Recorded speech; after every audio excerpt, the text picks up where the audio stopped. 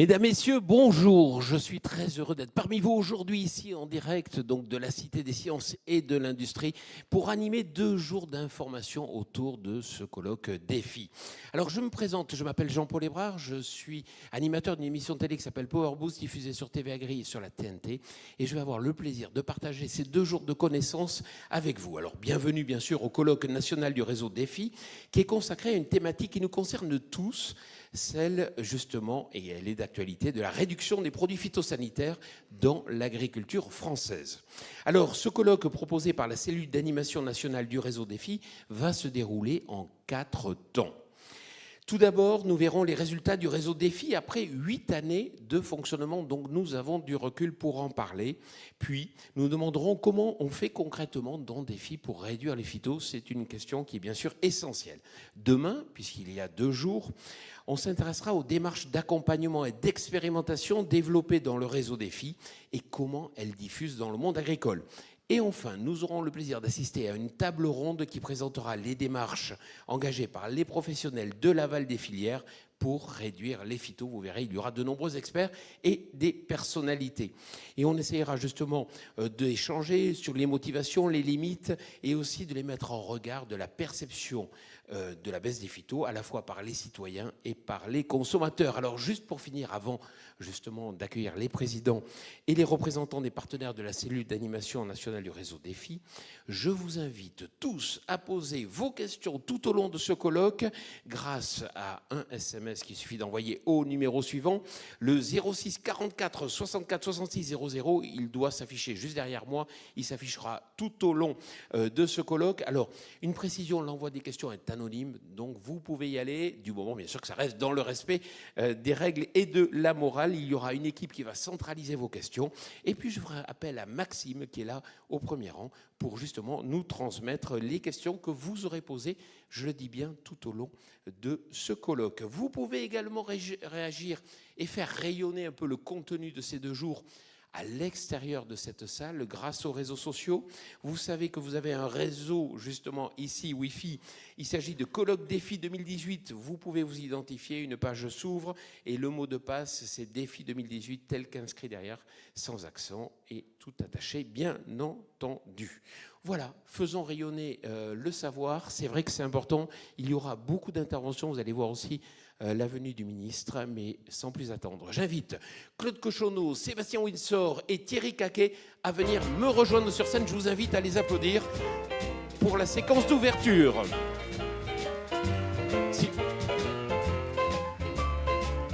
Voilà, ils vont ouvrir ce forum. Je vais peut-être donner à Claude Cochonneau le soin d'intervenir en premier, et puis vous interviendrez ensuite. Donc si vous voulez bien vous asseoir, Claude Cochonneau, on vous écoute. Je rappelle que vous êtes président de la PCA, Assemblée permanente des chambres d'agriculture. Vous avez la parole. Le 31 octobre, à Nord-sur-Aire, dans ma région, Magali et Bruno, agriculteurs, recevaient un appel anonyme les menaçant de mort s'ils ne cessaient pas les traitements phytos sur leurs parcelles. En fait, Bruno semait du blé. Quelques jours auparavant, dans le Haut-Rhin, un bâtiment de paille d'une ferme d'élevage charolais bio était détruit par un incendie. Jusqu'à quand? Jusqu'où irons-nous? Jusqu'à quand cette escalade de violence va-t-elle continuer contre nos agriculteurs, notre agriculture et finalement contre notre ruralité? Cela ne doit pas durer. C'est contre-productif pour réussir l'engagement massif des agriculteurs dans ces transitions vers une agriculture moins dépendante en phytosanitaire. Ce tableau noir ne donne que plus de sens à ce qui nous rassemble aujourd'hui avec nos partenaires des instituts de l'INRA. Après cette ouverture, bonjour à tous, à toutes et à tous. Donc, merci de votre participation. Bienvenue aux partenaires de Défi. Aujourd'hui, nous sommes donc bien là pour montrer qu'il y a des alternatives, que les impasses peuvent être identifiées, que nous devons transférer, que nous sommes engagés, que nos conseillers sont aux côtés des agriculteurs, même si nous ne sous-estimons pas le chemin qu'il reste à parcourir. Ce chemin, c'est celui qui vise, ce matin, à éprouver, valoriser et déployer des techniques et systèmes agricoles économes en produits phytosanitaires. Oui, nous avons des marges de progrès à accomplir. Oui, nous devons réussir l'engagement massif des agriculteurs dans la réduction des phytosanitaires. Point besoin de menacer d'une taxation pour que les choses bougent. Où en sommes-nous? Pour saluer le travail de qualité que vous faites, je prends le risque de lister vos actions. Je prends en fait surtout le risque d'en oublier.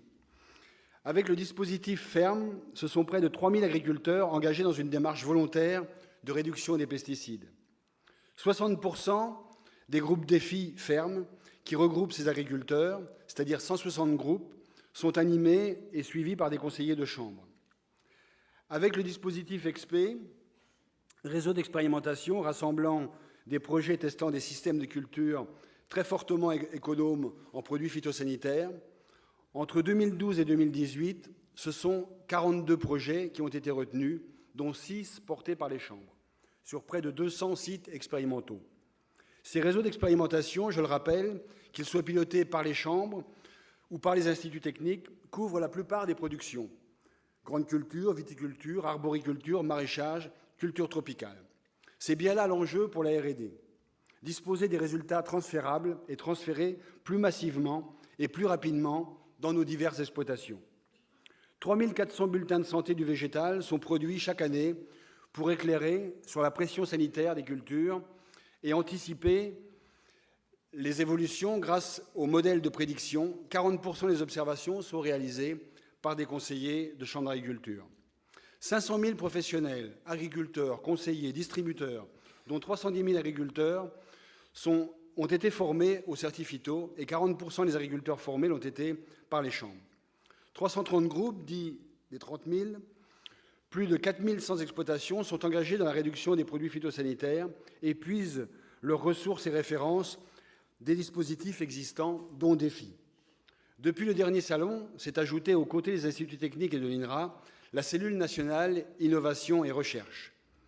Et je ne finirai qu'en citant la part active que nous avons prise et que nous prenons avec nos partenaires au sein du contrat de solution. Mais nous devons renforcer et accélérer. Nous devons accélérer sur la massification des actions, sur la recherche des solutions et le transfert, sur l'accompagnement individuel et collectif, sur défis dans la production de ressources et le transfert. Tout cela avec un objectif final, celui d'accompagner le plus grand nombre d'agriculteurs dans les systèmes moins consommateurs en produits phytosanitaires, tout en maintenant la performance technique et économique des systèmes de production dont la viabilité des exploitations agricoles. En un seul mot, accompagner la multiperformance de nos exploitations. Nous sommes attendus et nous sommes au travail. Pour nous, DEFI est un bien commun qui appartient à tous et en particulier aux agriculteurs. Il doit être leur centre de ressources pour répondre aux nombreux défis auxquels nous sommes confrontés. J'invite chacun à poursuivre, amplifier et massifier son engagement. Alors, nous pourrons éloigner plus efficacement, plus paisiblement et dans l'intérêt de tous les tempêtes médiatiques qui nous assaillent. Je peux donc faire mienne la citation d'Edgar Pisani par le Premier ministre lors de notre convention d'octobre, ici même. Cessons de mettre en avant les difficultés à faire les choses et prenons plutôt en compte, avant tout, la nécessité de les faire. Mon expérience avérée d'élu agricole me dit que je peux compter sur vous. Je vous remercie de votre attention. Merci Claude Cochonneau. Merci beaucoup. J'invite à présent Sébastien Windsor à venir prendre la parole. Vous êtes président de l'ACTA. L'ACTA, c'est l'association qui coordonne les instituts techniques agricoles. Bonjour à tous. Alors, je vais être dans la continuité de ce que dit Claude, et juste sur ce sujet-là, démarrer par mon expérience d'agriculteur. Je pense que je suis installé depuis 20 ans. Depuis 20 ans, je pense que je n'ai jamais fait aussi bien en termes de pratique et de réduction des intrants. Si je suis mon IFT, il n'a fait que décroître depuis 20 ans, et pourtant je n'ai jamais été autant critiqué. Pour la première fois, la semaine dernière, j'ai été, je dis la semaine dernière, il y a 3 semaines, j'ai été arrêté en sortant d'une parcelle avec mon pulvérisateur par des voisins qui sont à côté de moi depuis 20 ans, et la dame est arrivée à 7 h du matin affolée parce que j'avais traité mon champ de blé pour me demander si j'y avais fait du glyphosate. C'est particulièrement injuste, c'est particulièrement difficile à vivre, mais ça n'est pas une fatalité. En tout état de cause, je ne peux pas accepter les discours le monde agricole, vous n'avez rien fait, les acteurs de l'agriculture, vous n'avez rien fait. Je ne peux pas accepter le discours que j'entends de temps en temps, le plan Écophyto 2 est un échec. Ça n'est pas vrai, et c'est notre devoir à tous de le dire et de le clamer. Ça n'est pas une fatalité. Il faut mettre en avant le foisonnement de toutes les initiatives qui sont autour de nous. Je vais juste citer Écophyto, bien sûr, mais le contrat de solution, les cellules recherche, innovation, transfert, et même l'État s'y met, puisqu'on nous parle de start-up glyphosate. Alors toutes ces démarches, tout ce foisonnement, ce ne sont pas des démarches opposées, elles sont complémentaires, mais il est de notre devoir, pour que nos messages soient entendus, de coordonner nos communications, de coordonner nos contenus de communication pour être plus audibles demain. Et puis, autour des solutions que nous mettons en avant, je pense qu'il faut aussi nous pencher fortement sur comment nous pouvons demain accélérer le transfert de ces solutions vers le monde agriculteur, vers le monde des agriculteurs pour être encore plus efficace. Le premier point, c'est de communiquer peut-être plus et mieux ensemble. À ce titre, je salue tout le travail qui a été fait dans Écophytopic pour mettre et compiler un certain nombre de fiches et de solutions, mais notre communication vis-à-vis du monde agricole ne peut pas se limiter à la diffusion de savoir et de fiches, et je pense que le travail que nous sommes en train de faire autour de GECO pour créer une plateforme qui permet d'échanger de façon interactive me semble une solution assez efficace pour mieux communiquer et mieux échanger entre eux. Après, pour accélérer le transfert de ces solutions vers les agriculteurs, je pense qu'il faut aussi que nous soyons vigilants à mieux accompagner la prise de risque des agriculteurs. Pour faire ça, les ITA se mobilisent pour tester la combinatoire des solutions.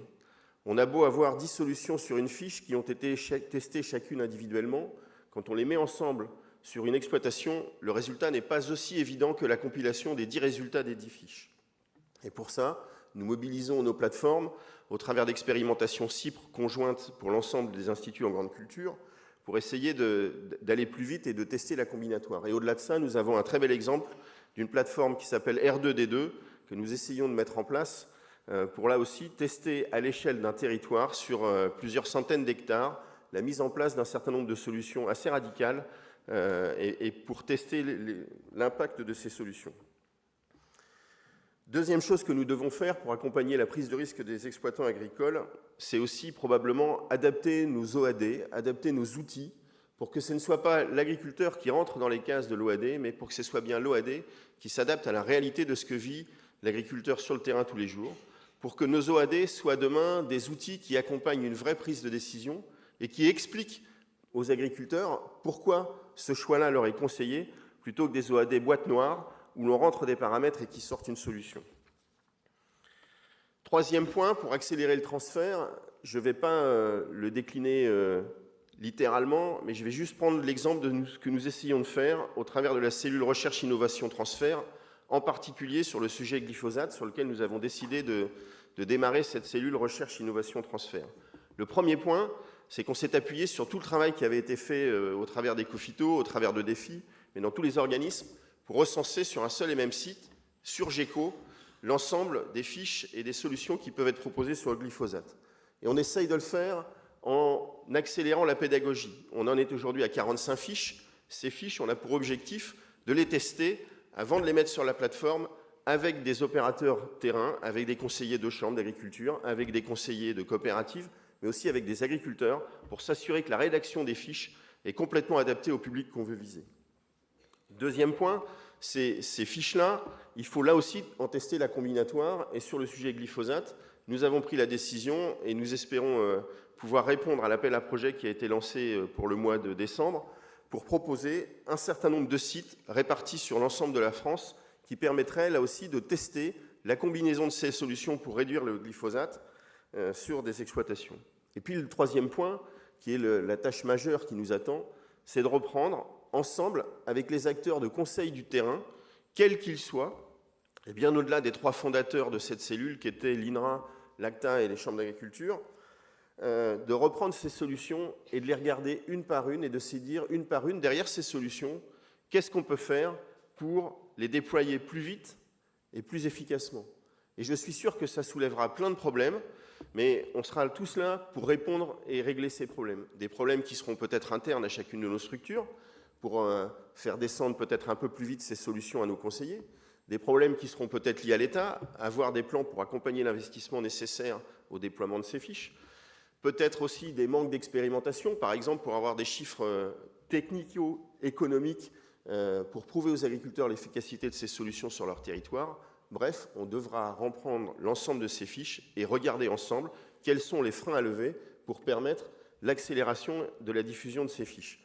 Voilà, je m'en arrêterai là, mais je pense qu'au-delà du travail quotidien que vous faites autour d'Ecofito, on a une extraordinaire base de travail, mais maintenant il faut nous retrousser les manches au-delà d'Ecofito, dans chacune de nos structures, pour permettre d'impacter plus vite et plus fort le monde agricole, de répondre aux attentes de la société, et par nos communications, de montrer aussi qu'on fait efficacement, qu'on avance, qu'on y met beaucoup de moyens et beaucoup de bonne volonté, et que voilà, ces 20 dernières années n'ont pas juste été de l'attentisme, mais bien un travail concret et efficace sur le terrain. Merci.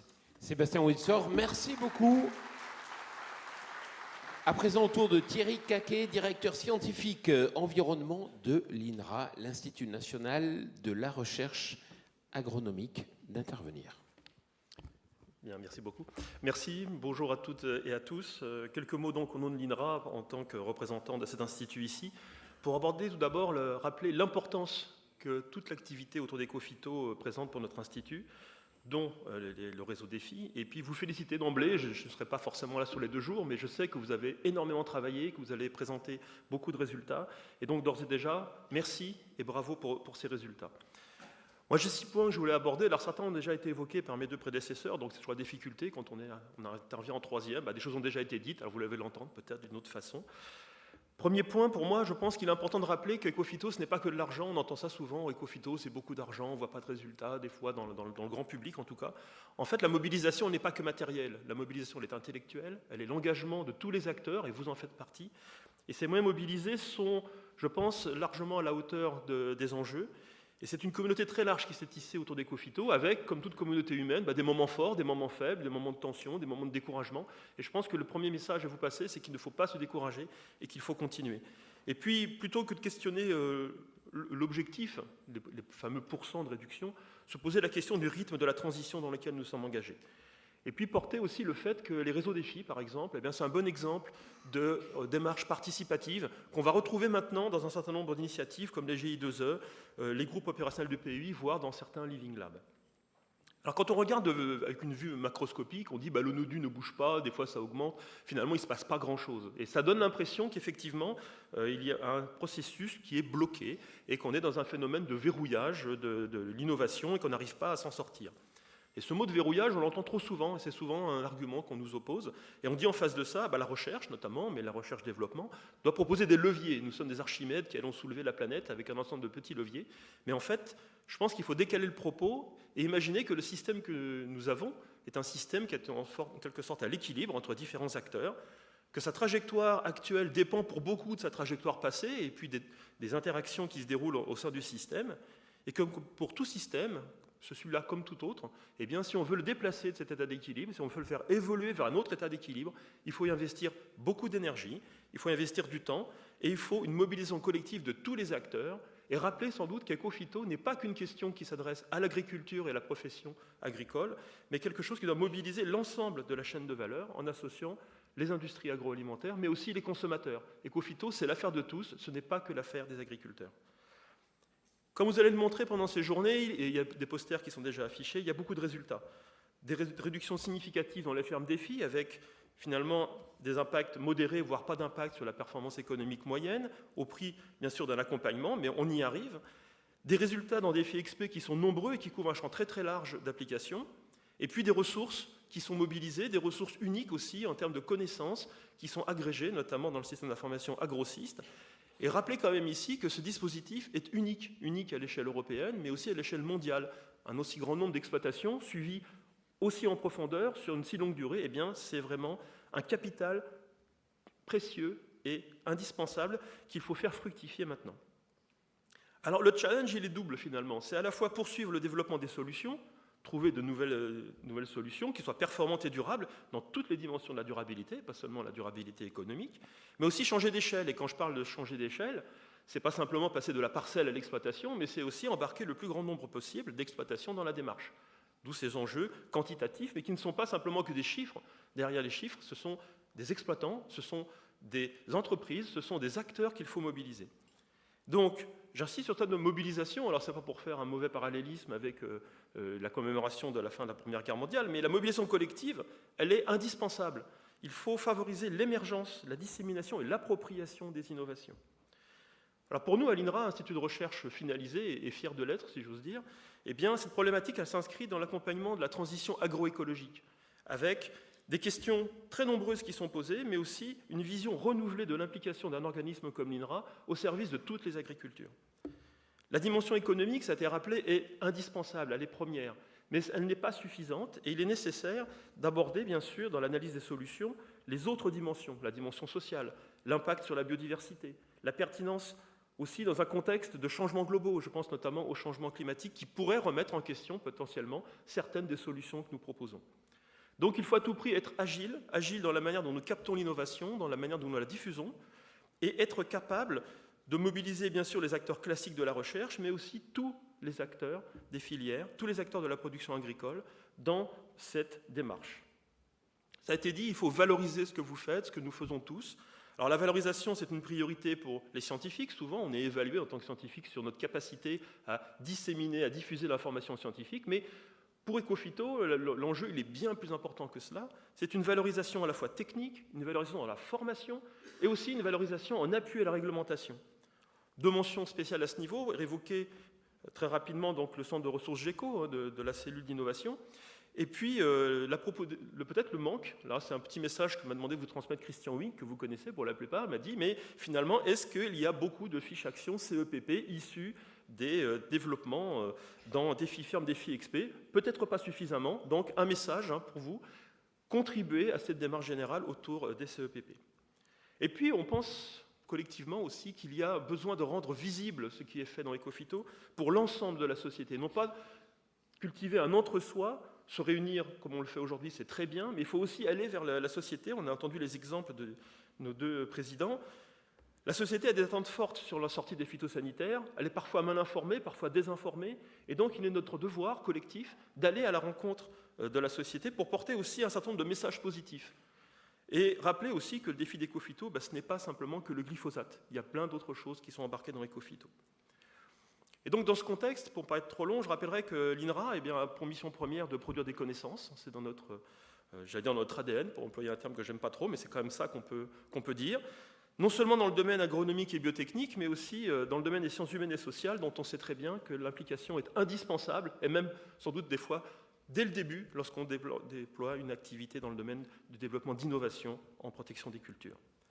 Cette connaissance, elle doit être activée, elle ne doit pas rester au seul profit des chercheurs. Et donc, il est indispensable que l'on puisse construire collectivement, avec les acteurs de la recherche et développement, avec les chambres, avec les acteurs sur le terrain, des réseaux qui permettent de valoriser la connaissance et de la diffuser. Et puis, je dirais que les scientifiques ont aussi besoin du retour du terrain pour les rappeler souvent à l'ordre et leur rappeler quelle est la réalité du terrain, et aussi éviter d'avoir de très très bonnes idées qui n'auront jamais d'application parce que totalement irréalistes.